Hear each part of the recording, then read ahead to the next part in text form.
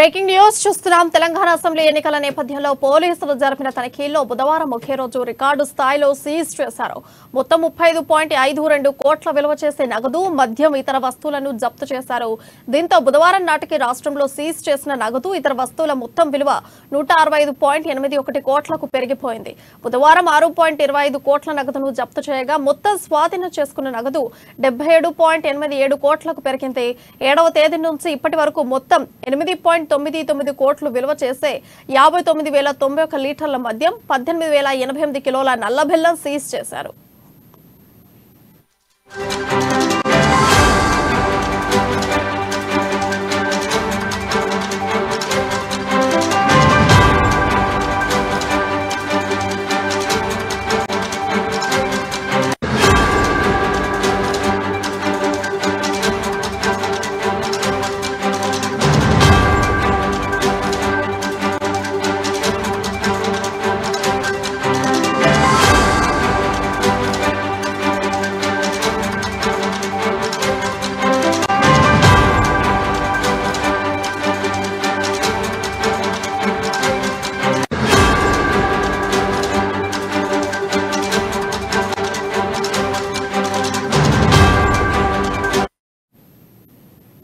బుధవారం 3 కోట్లు విలువ చేసే 1,086 కేజీల గంజాయిని పట్టుకోగా ఇప్పటి వరకు జప్తు చేసిన మొత్తం గంజాయి విలువ 7.55 కోట్లకు పెరిగింది. కాగా ఇప్పటి వరకు జప్తు చేసిన మొత్తం బంగారం, ఇతర ఖరీదైన లోహాల విలువ 62.73 కోట్లకు చేరింది.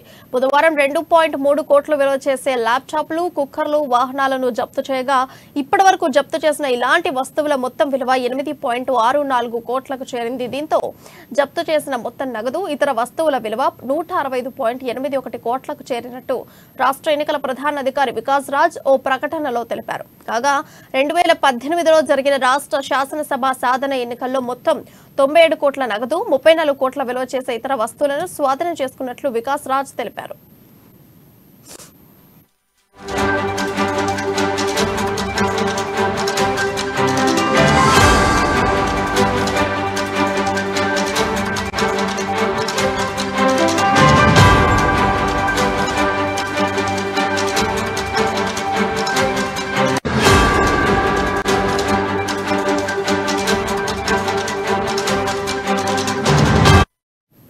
హైదరాబాద్ దక్కన్, దానాపూర్, సికింద్రాబాద్ రైళ్లలో పార్షియల్ సర్వీస్ ద్వారా సికింద్రాబాద్ కు చేరుకున్న 30 భారీ cotton partial stainless steel gift articles, బెడ్షీట్లను రైల్వే పోలీసులు బుధవారం స్వాధీనం చేసుకున్నారు. ఇక ఇదే అంశంపై మరింత సమాచారం మా ఇన్పుట్ ఎడిటర్ శ్రీనివాస్ అందిస్తారు. శ్రీనివాస్, చెప్పండి, అసలు పట్టుబడ్డ నగదు ఎంత, అసలు ఎందుకు ఇంత రవాణా జరుగుతోంది?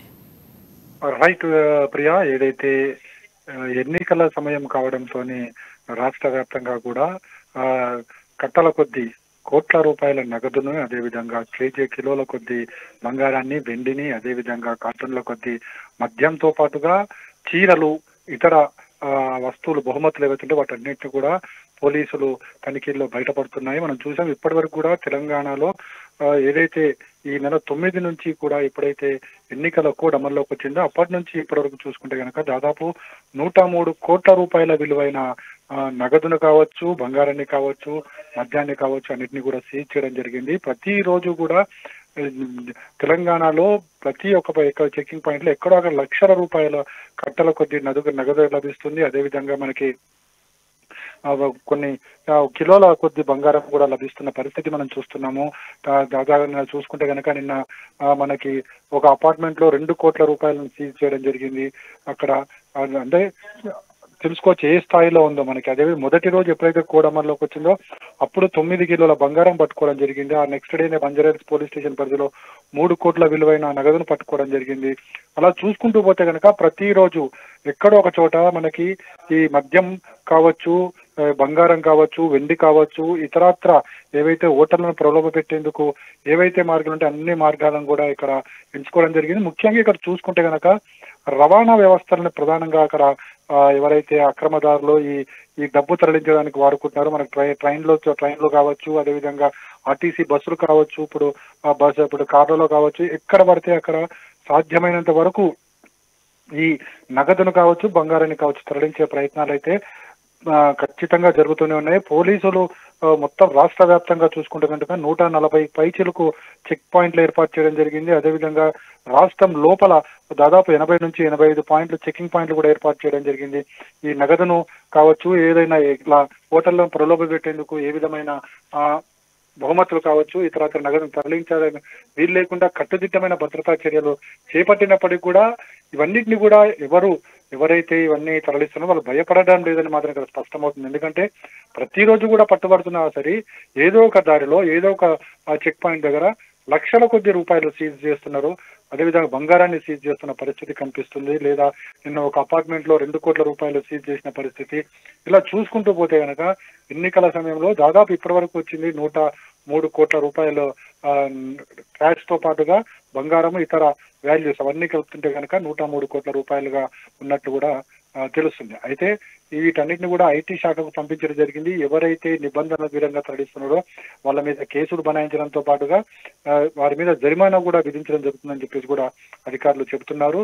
50,000కు పైచిలకు ఎవరైనా నగదును కానీ తీసుకెళ్లాలనుకుంటే కానీ ఖచ్చితంగా దానికి సంబంధించిన డాక్యుమెంట్స్ ఉండాలని చెప్పేసి కూడా ఎన్నికల సంఘం పదే చెప్తుంది. అయినప్పటికీ కూడా వాటన్నిటిని కూడా తిలోదకాలు ఇచ్చి వాటి ఏవైతే రూల్స్ ఉన్నాయో ఆ రూల్స్ అన్నింటినీ కూడా వ్యతిరేకంగా ఇవన్నీ కూడా తరలుతున్న పరిస్థితి కనిపిస్తుంది. మరికొన్ని చోట్ల అయితే హవాలా సొమ్ము కూడా చేతులు మారుతున్నట్లు పోలీసుల దృష్టికి వచ్చింది.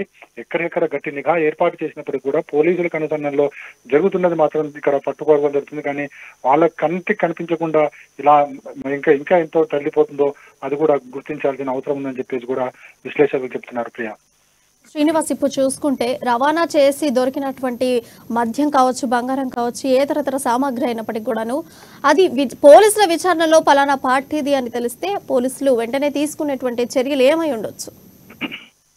అంటే ఏది కూడా వన్స్ ఒక పోలీసులు పట్టుకున్న తర్వాత దాన్ని ఈ ఎన్నికల సంఘం అధికారులకు అప్పగించాల్సిన బాధ్యత ఉంటుంది.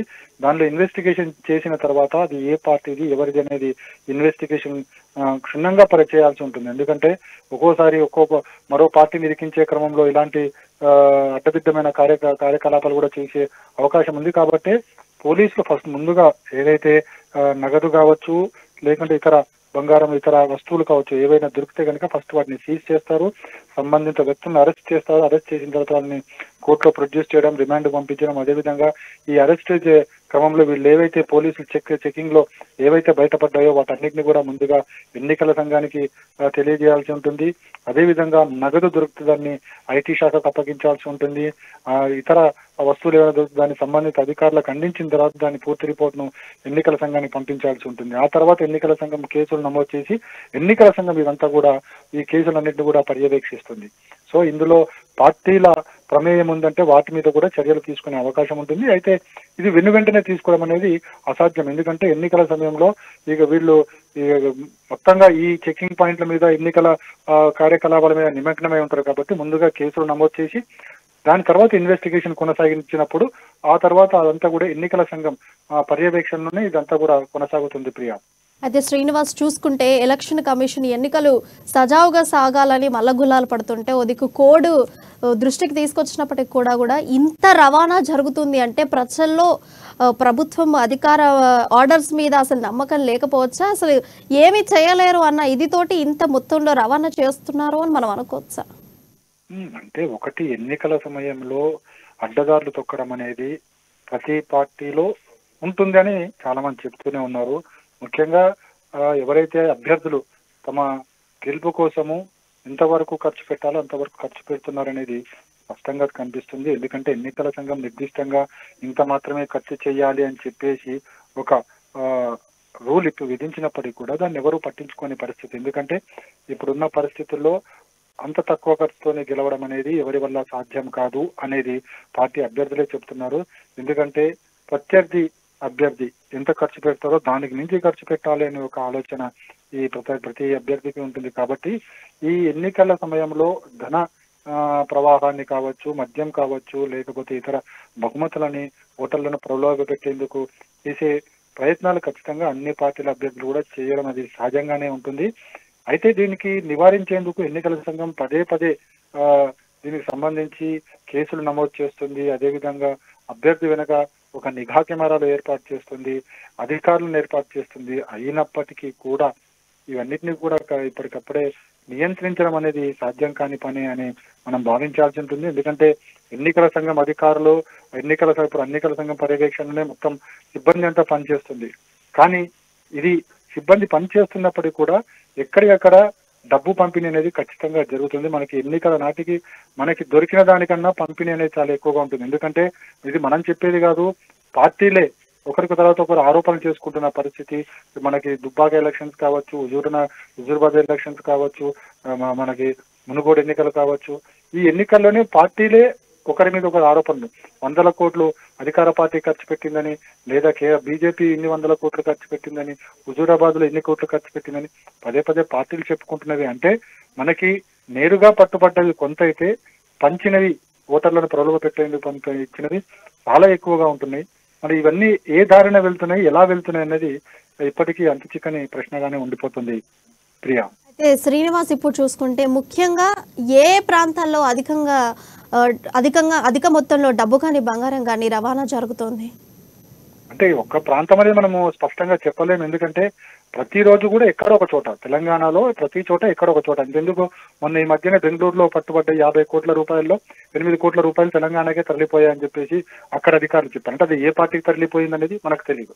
ఇక్కడ అధికారులకు అది దొరకలేదు. అంటే ఆ 8 కోట్ల రూపాయలు ఎక్కడికి పోయినట్టు, ఏ ప్రాంతం నుంచి పోయినట్టు అనేది మనము చెప్పడం కష్టము. ఎందుకంటే ఎన్నికలు తెలంగాణ వ్యాప్తంగా జరుగుతున్నాయి కాబట్టి, ఎన్నికలు తెలంగాణ వ్యాప్తంగా జరుగుతున్నప్పుడు ఖచ్చితంగా అన్ని చోట్ల కూడా ఈ డబ్బు ప్రభావము అనేది ఖచ్చితంగా జరుగుతుంది. సో ఏ స్థాయి అధికారులు గట్టిగా నిఘా ఉన్నంతసేపు మాత్రమే ఇది ఎక్కడికక్కడ పట్టుకోవడం జరుగుతుంది. కానీ ఏదైతే హవాలా రూపంలో వెళ్తున్న డబ్బుని గుర్తించడం అనేది కాస్త కష్టంగానే భావించవచ్చు. అయితే ఇది ఏ ఒక్క ప్రాంతానికి కూడా పరిమితం లేదు, అన్ని ప్రాంతాల్లోనే జరుగుతుంది. అన్ని ప్రాంతాల్లో కూడా చెక్ పాయింట్స్ ఏర్పాటు చేశారు ప్రియా. Srinivas, thank you.